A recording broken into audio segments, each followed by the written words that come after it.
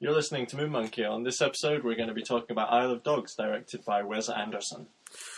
So it starts off, Mayor Kobayashi decides that all dogs should be banished to Trash Island because of an outbreak of dog flu and snout fever.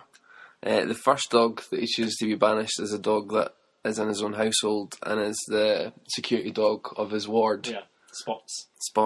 And the mayor's ward gets very upset at the fact that Spots has been banished to Trash Island, so steals a plane and goes to find his dog. Yeah. Is the basic idea of this movie. Yeah, that's basically the plot of the story. It's a young boy going to get his dog back. What's not to from like? the sort of island, which is quarantined off from the mainland. Yeah.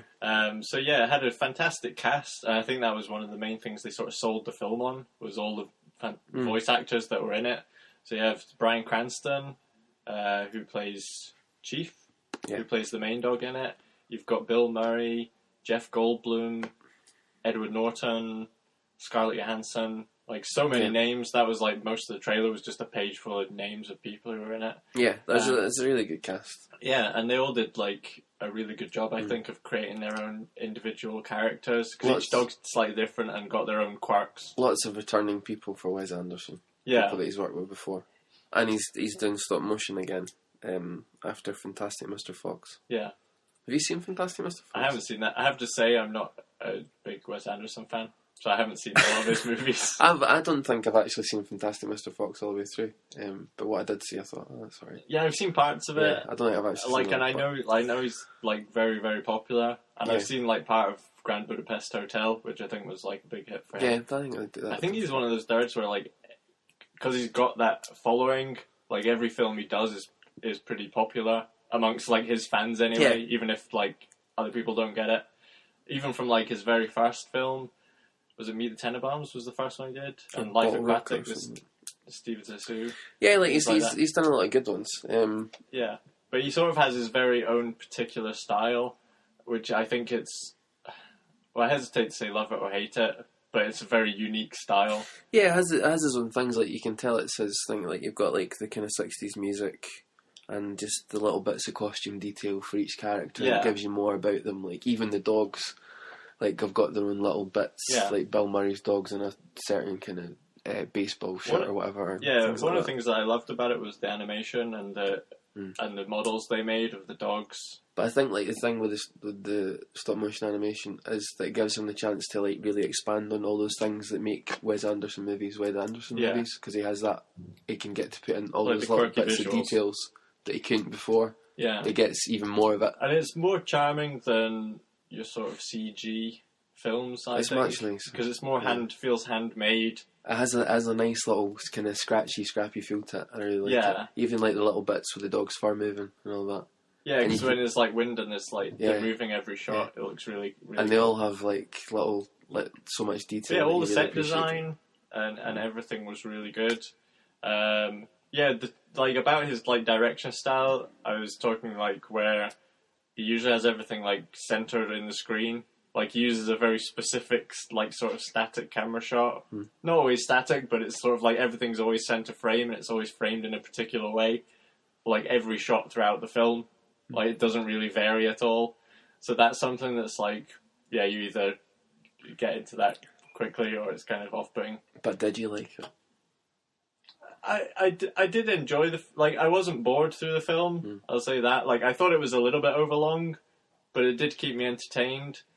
And it does, there was enough in there to keep me interested.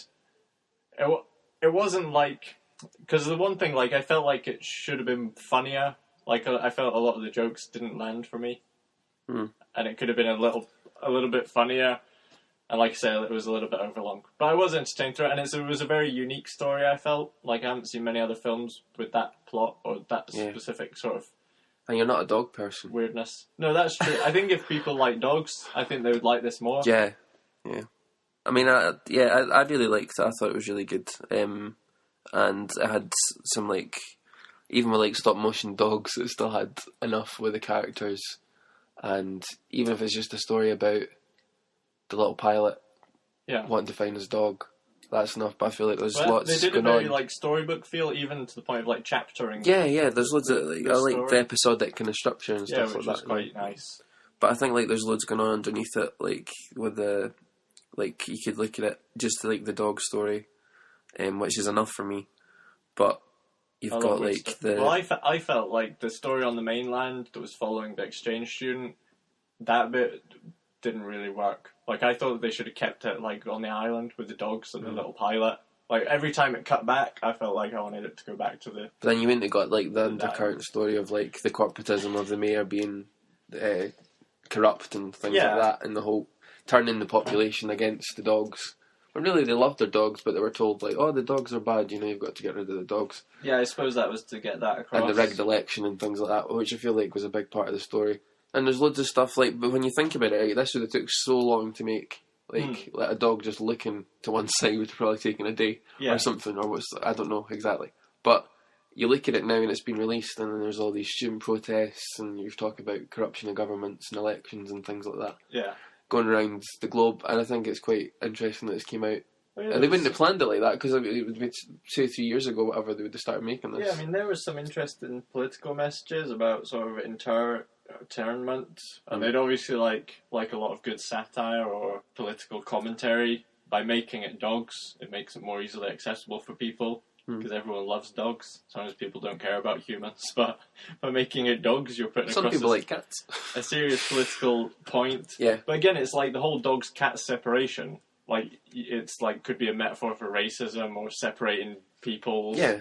Or like immigration, this kind of thing. That's what I'm saying, there's loads in there. But by making it pets, it's easier for people to not feel like so put off by like, oh, you're preaching to me. Because it's like, oh, it's dogs and cats. Yeah. It's only after you realise like, oh, that could apply to our society, couldn't it? But I think it was like made from a point of view, like a lot of this stuff is just like a kind of love for cinema and a love for Japanese cinema as well. I think like, and some people have said like, oh, he's cultural appropriation. Things like that. But I just feel like he's just done it because he likes Japanese cinema. I never really got that vibe. Well, that's what I heard. In the movie, I didn't really get that from it Before at all. going in, I'd heard that there was that kind of like misappropriating Japanese culture and not really being respectful to it. But yeah, I have to say, I didn't feel that through the film.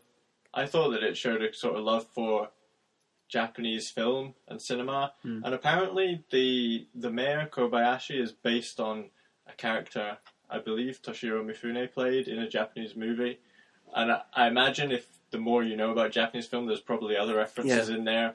And you know like a lot about things. Japanese film. Yeah, but I didn't notice too many, but I imagine there's some other references, and I believe one of the writers was also is part Japanese, who wrote this as well, along with Wes Anderson. So, and Jason Schwartzman. Yeah, so it's definitely a unique movie. I think kids would love it. Although there is some quite gruesome things. There's like fish being chopped up for sushi, a dog's ear gets bitten off. There is some bits that's like, it's not really a cuddly movie in a way. It does have nice cuddly dogs, but there's some bits that's like, bit more than you'd expect, is all I would say. But it's like sort of a mild comedy. Like, it's not a gross out comedy or anything made for adults. Like, anyone could find it enjoyable. Yeah, but I'm just saying it's not maybe for young children. For very young children. But yeah, if you like dogs, if you like Japan. Yeah, there's like animal testing. Looking back on it, there's some stuff that was... Yeah. But yeah, I just think it was a really good movie, and it's probably one of his better ones for me. Although I wouldn't like to rank them. But I think it's one of his better ones, and it's got a nice feel to it. Very good voice actors, and... Yeah, I mean, it's an enjoyable time, and it's an original story, which I always like to. And there's loads going on in it, and I'm probably going to see it again, if I'm honest, because I did like it that much. That was our review of Isle of Dogs. Thanks for listening. Make sure to like and subscribe, and we'll be back again soon with another review.